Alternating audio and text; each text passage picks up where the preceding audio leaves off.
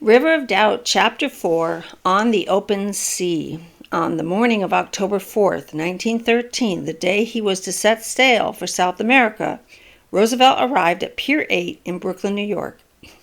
As he stepped down from his car, he could see the Van Dyke, a 2-year-old 10,000-ton steamship, towering, tall, and majestic, above the farewell party that had gathered on the dock to wish him bon voyage. It was a bright, crisp, blue-sky morning, the perfect day for slipping away. As soon as Roosevelt boarded the Van Dyke, joking as he scaled the steep gangplank that "this is where I commenced my mountaineering," he went straight to his suite of rooms to put away the belongings he had packed for the roughly 2.5-week-long sea voyage ahead of him. Among those waiting patiently to shake hands with Roosevelt were 3 South American ambassadors who had come to Pier 8 to wish him a successful and, they dared to hope, uncontroversial journey. For the ambassadors from the so-called ABC powers of Argentina, Brazil, and Chile, Roosevelt's visit to their countries was as much a subject of concern as of pride, and with good reason. As president, Roosevelt had provoked more controversy in South America than in any other region of the world, and although 4 years had passed since he had left the White House, South Americans had not forgotten his policies or his unapologetic imperialism. Roosevelt was an avid proponent of the Monroe Doctrine, and he had even attached his own imperialistic twist to it. Enunciated by President James Monroe in 1823, the doctrine sent a clear message to any European powers with colonial ambitions in South America that the United States would not stand idly by and allow the oppression, control, or colonization of any country in its hemisphere. On the contrary, such an act would, by definition, be considered hostile to the United States. The Monroe Doctrine was put to the test in 1904 when Germany threatened to use military force against the Dominican Republic in an effort to collect unpaid debts. The small Latin American country turned to Roosevelt, who was then in the last year of his first term in the White House, for protection. In response, the president not only upheld the doctrine but added to it, creating what became known as the Roosevelt Corollary. Whereas the Monroe Doctrine barred Europe from intervening in the affairs of any country in the Western Hemisphere, the Roosevelt Corollary asserted America's right to intervene whenever it felt compelled. If a nation shows that it knows how to act with reasonable efficiency and decency in social and political matters, if it keeps order and pays its obligations, it need fear no interference from the United States, Roosevelt declared as he defined his corollary to Congress on December 6, 1904. Chronic wrongdoing, or an impotence which results in a general loosening of the ties of civilized society, may force the United States, however reluctantly, in flagrant cases of such wrongdoing or impotence, to the exercise of an international police power. Roosevelt went on to add that the Colossus to the north would intervene only in the last resort, but that did little to reassure South Americans or temper their outrage. Nearly a decade later, South America still bristled at the inherent condescension and implied threat of the doctrine and its corollary. A few weeks before his departure, Roosevelt had received a letter from former New York Congressman Lemuel Quigg, a longtime supporter of Roosevelt's who had traveled through much of South America as a journalist, warning him that if he planned to talk about the Monroe Doctrine on his trip, he could expect the political equivalent of being tarred, feathered, and ridden out of the continent on a rail. The controversy surrounding the Roosevelt Corollary to the Monroe Doctrine had become even more acute in the months preceding Roosevelt's departure for South America because the corollary was about to be tested. As Roosevelt prepared to set sail, Mexico was, as he had written to Kermit, bubbling like a frying pan, and Woodrow Wilson faced the unwelcome possibility of being forced to put Roosevelt's theory into action. The Mexican Revolution had been raging since 1910, and had already brought about the forced resignation and exile of one of the country's presidents and the imprisonment and assassination of another. The United States government was concerned about the revolution not only because Mexico was its closest neighbor to the south, or even because thousands of American expatriates were living there at the time, but because Americans had invested millions of dollars in the country. If the revolution continued to spin out of control, Wilson could decide at any moment to intervene, a step that South Americans expected and bitterly resented. If the United States did go to war with Mexico, Roosevelt was confident that his two oldest sons would be amongst the first to enlist. Theodore Jr. and Kermit had been raised by a father who was almost obsessed by war. Their grandfather, whom Roosevelt had idolized, had paid another man to fight for him during the Civil War, and Roosevelt had never gotten over that. It was relatively common at that time for wealthy men to pay poor men to take their place on the battlefield, and Roosevelt's father had taken this route not out of fear, but out of respect for his wife, who was a Southerner, and whose brothers were fighting in the Confederate Army. But Roosevelt could never understand what he saw as this one flaw in his father's otherwise irreproachable character. He would never miss a war, and neither would his sons. I should regard it as an unspeakable disgrace if either of them failed to work hard at any honest occupation for his livelihood, while at the same time keeping himself in such trim that he would be able to perform a free man's duty and fight as efficiently as anyone if the need arose. Roosevelt had written to the British historian and statesman George Otto Trevelyan after a post-African tour of Europe with Kermit in 1910. The importance of a Latin American conflict loomed particularly large for Kermit, who had embraced the region and was quickly earning a reputation for himself in Brazil as a disciplined and high-minded young man. Thin and fair with high cheekbones and deep-set eyes, Kermit did not look much like his heavy-featured father, nor did he have the elder Roosevelt's big, boisterous personality. But it was often said that he was in many ways more like his father than any of Roosevelt's other children. Not only did he love adventure, he loved to learn. He was a voracious reader, and he had an uncanny ability with languages. By the end of his life, Kermit spoke Arabic, Urdu, Hindustani, and Romani, not to mention French, German, and Spanish. He read Greek in the original, had earned his porter's respect and gratitude in Africa by learning Swahili, and was now speaking Portuguese like a native Brazilian. Kermit also had, as his sister Ethel often said, the soul of a poet. Before going to South America, Kermit had made a quick tour of Europe, stopping in England to stay with Rudyard Kipling. He is very interested in South America and wants to go there, as I suppose he will someday, Kermit wrote to a friend from Kipling's house. Kipling talked to Kermit about his poetry, explaining when and with what inspiration he wrote such immortal lines as those that had hung over the platform the night that the Progressive Party had nominated Roosevelt and Hiram Johnson to run for president and vice president. For there is neither east nor west, border nor breed nor birth, when two strong men stand face to face, though they come from the ends of the earth. No longer a boy, he would turn 24 in just 6 days, Kermit was showing every sign of growing into the man that his father had always hoped he would be.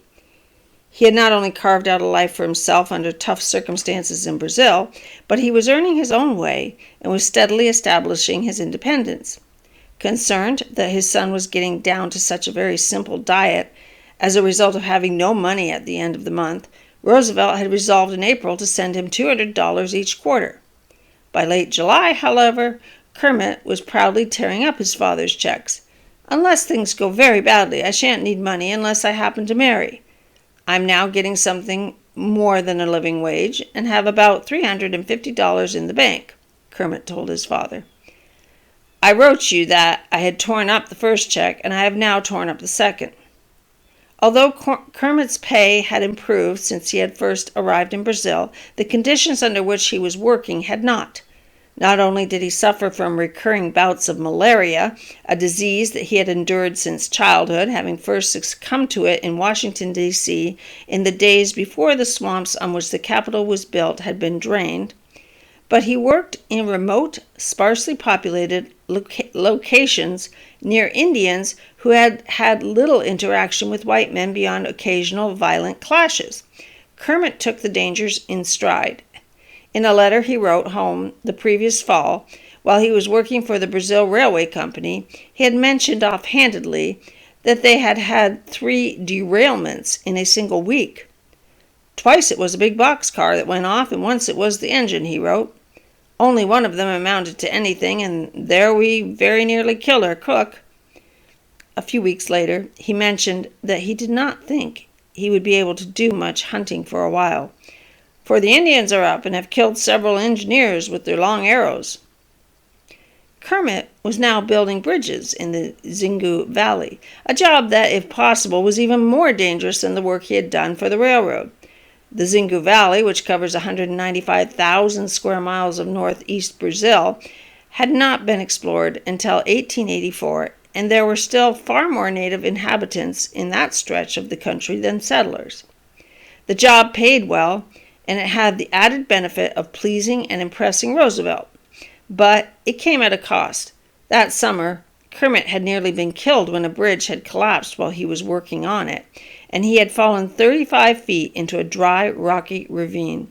It wasn't anyone's fault, he had written to his parents, just the chances of the game, but even he had to admit that it had been an incredibly close call. "I was bounced about like a ball," he wrote. "I didn't think I had a chance in a million, nor did anyone else." From the bottom of the ravine, injured and stunned, Kermit had watched as the massive bridge, trailing steel guy wires, plummeted towards him, but he could not move fast enough to get out of its way. He lived to tell the story only because the bridge miraculously fell just short of him. He walked away from the accident with 2 broken ribs, 2 missing teeth, and a partially dislocated knee, and was, he told his father, somewhat scarred on head and hands, which looks bad and means nothing. Kermit was tough, fearless, and independent, but as his parents well knew, he was not invulnerable to setbacks or disappointment. Of all of Roosevelt's children, Kermit was the most sensitive. Even in childhood, he had had a quiet, brooding disposition that gave him a gravitas that was startling for his age. Gravitas is a noun, dignity, seriousness, or solemnity of manner. Kermit was a very solemn little boy, his older brother Theodore Jr. recalled. He was not talkative. As a result, when he said anything, it gave the impression of a carefully weighed, accurate statement. Although he did not mind the difficult and dangerous conditions under which he worked in Brazil, the isolation from everything and everyone he knew had begun to wear on him. He even admitted to his father that just the sight of his parents' proposed itinerary for South America had made him tremendously homesick. Perhaps it was this loneliness, as much as anything else, that had led Kermit to fall in love with a girl he hardly knew and had not laid eyes on for more than a year. Her name was Belle Willard, and she was, as one admiring newspaper account put it, fortunate in having been able to live up to her name. Petite and blonde, with what the New York Times referred to as clear-cut features, Belle was an heiress to a family fortune and the oldest daughter of Joseph Willard, the newly appointed American ambassador to Spain. Kermit had met Belle when his sister Ethel invited her to Sagamore Hill one summer. Belle seemed to share all of Kermit's interests, from reading to traveling to even hunting, and they struck up a flirtatious friendship that survived in spite of Kermit's quick departure for Brazil. For the past year and a half, their relationship had grown by small, tentative steps through letters that followed Belle from her home state of Virginia to New York and then to Europe, and Kermit to Europe and South America.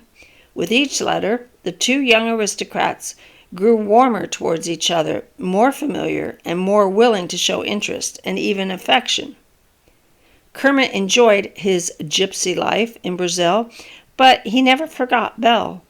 On the contrary, he often worried that she would forget him. "No letter from you for ever so long. I'm afraid you've got engaged or married," he had written, only half jokingly, from Piracicaba, Brazil, in March. "I suppose I shall have the formal announcement the next time I get mail." Although he was looking forward to seeing his father, Kermit was saving his vacation time for Belle. "I don't want to ask for any holiday," he had written to her, "so that when you come I can have good right to ask for one." Kermit planned to meet his father in Bahia, a beautiful coastal town in central Brazil, but he did not plan to join him on his trek into the Amazon, nor did Roosevelt expect him to. Kermit had been the perfect companion in Africa, hard-working, uncomplaining, and independent, but he was a man now, and he had responsibilities that precluded such light-hearted excursions as this. Besides, Roosevelt did not think his son would be missing much. "It won't be anything like our Africa trip," he had assured Kermit in June. "There will be no hunting and no adventures, so that I shall not have the pang I otherwise would about taking it and not taking you along, which of course would never do." The prospect of seeing Kermit had helped persuade his father to make a visit to South America, but it was even more important in convincing Roosevelt's wife, Edith, to join him on the trip. After Kermit's fall, Ted Jr. had written his brother that their father had taken a sort of grim pride in the fact that you are doing dangerous work in which you could be injured. Their mother, on the other hand, had felt Kermit's absence from her life even more deeply. Kermit and his mother had always had a close relationship, at times the envy of her other children, and since his move to Brazil, Edith had mourned not only his physical distance, but his growing emotional independence. "I have not been able to help Father," she would confess to her daughter, Ethel, "and Kermit does not need me now."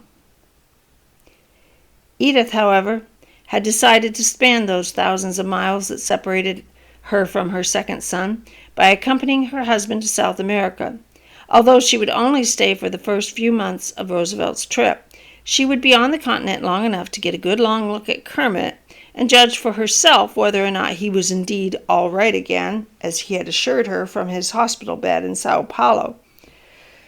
The real driving force behind Edith's decision to go to South America, however, was concern not for her son, but for her husband. For Roosevelt, this journey was an opportunity to escape the doomed Progressive Party, his own humiliating defeat, and the self-doubt that had haunted him for the past year. For his wife, it was just another long, lonely separation, as painful as it was familiar. Edith had spent half her life waiting for Theodore to come home.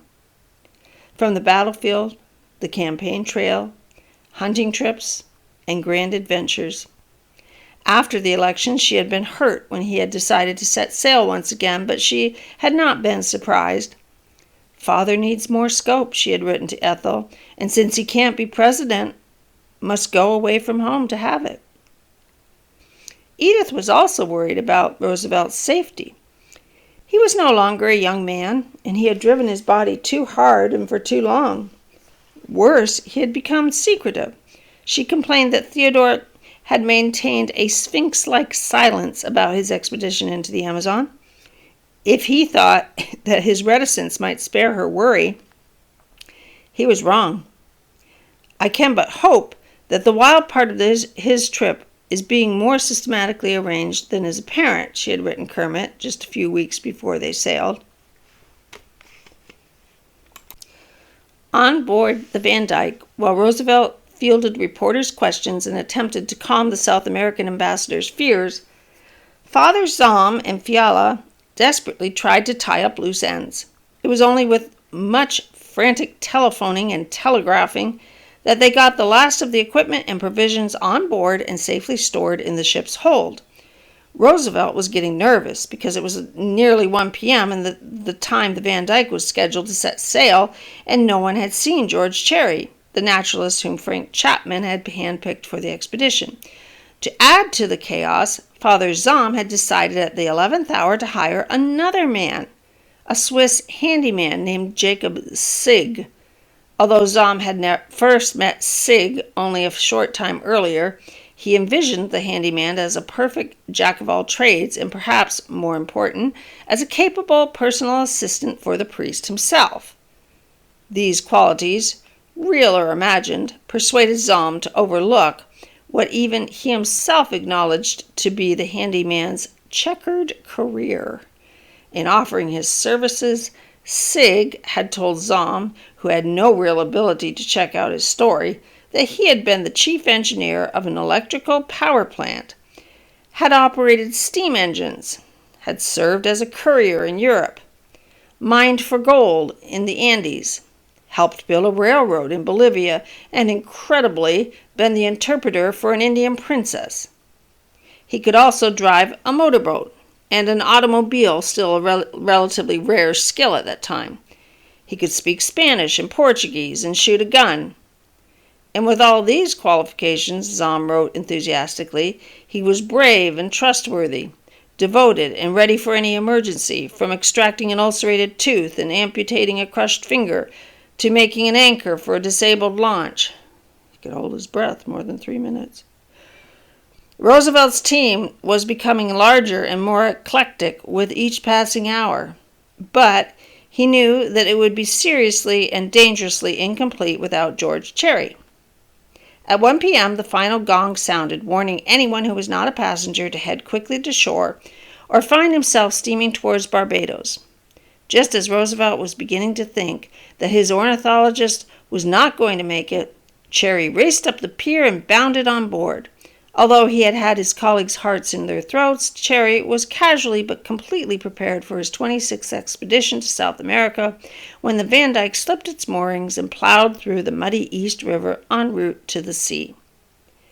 The moment Manhattan melted into the horizon, Roosevelt was reborn. I think he feels like Christian in Pilgrim's Progress when the bundle fell from his back, Edith wrote her sister-in-law Bammy from her stateroom. In this case, it was not made of sins, but of the Progressive Party. Although the real expedition had yet to begin, the Rooseveltian therapy of adventure and danger in a strange land was already working.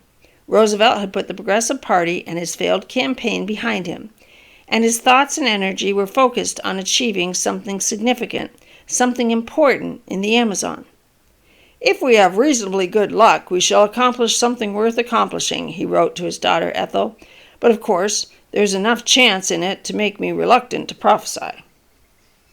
Zahm, on the other hand, not only confidently predicted the expedition's success, he was already busy trying to negotiate a potentially lucrative little deal with one of the country's best respected and best funded institutions, the National Geographic Society.